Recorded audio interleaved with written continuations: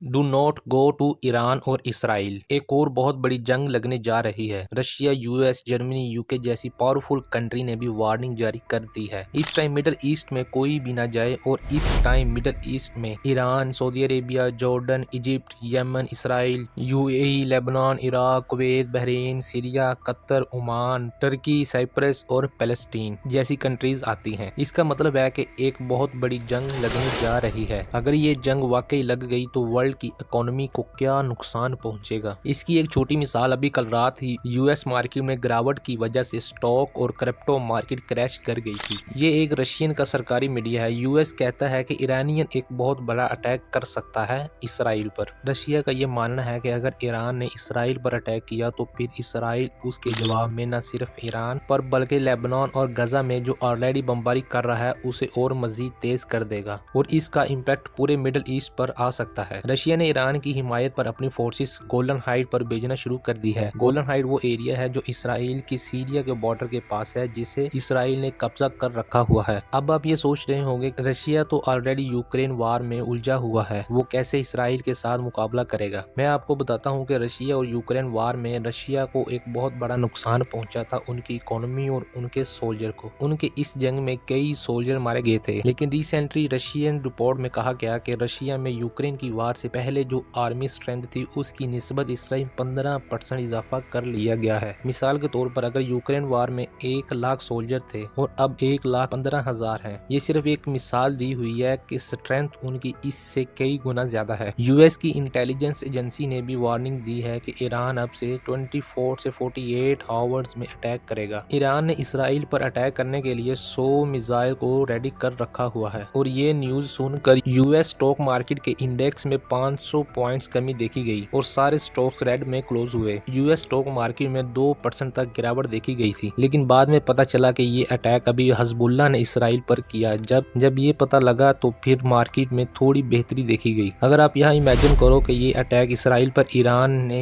कर दिया होता तो फिर आपको दुनिया में एक ग्लोबल मार्केट क्रैश देखी जा सकती थी। फिर एक चैन चल जानी थी। इसराइल की सपोर्ट में अमेरिका आ जाता और ईरान की सपोर्ट में रशिया और फिर ओरिजिनली हम एक रीजनल वार देख सकते थे। तो इसलिए अभी सारी दुनिया एक हेज पर है। सब वेट कर रहे हैं कि कब ये इशू या तो खत्म होगा या फिर ईरान को जो भी करना है ये कर ले। इसी तरह सब इन्वेस्टर लोग वेट कर रहे हैं, फिर चाहे वो स्टॉक मार्केट हो फिर क्रिप्टो मार्केट हो। अगर कोई ना खुशगवार वाकयात हो जाता है तो बहुत से इन्वेस्टर का पैसा डूब जाएगा। जबकि रिसेंटली कल स्टॉक में और क्रिप्टो में एक क्रैशिंग देखी गई है। अब ईरान और यूएस की इंटेलिजेंस एजेंसी की रिपोर्ट के मुताबिक तो यही लग रहा है कि ईरान इसराइल पर हमला कर देगा, लेकिन मेरा मानना यह है कि हमला नहीं होगा, क्योंकि आज के दौर में काफी मुल्कों के पास न्यूक्लियर मिसाइल मौजूद है। अगर किसी एक ने गलती की तो बाकियों की भी मजबूरी बन जाएगी ये फिर चलाना। बाकी आगे अल्लाह बेहतर जानता है क्या होगा और क्या नहीं। मुझे कमेंट सेक्शन में जरूर बताइएगा आपकी क्या राय है और आप लोगों में से कौन क्रिप्टो ट्रेडिंग करता है, तो मुझे कमेंट सेक्शन में जरूर बताइएगा। तो मिलते हैं नेक्स्ट वीडियो के साथ, तब तक के लिए अल्लाह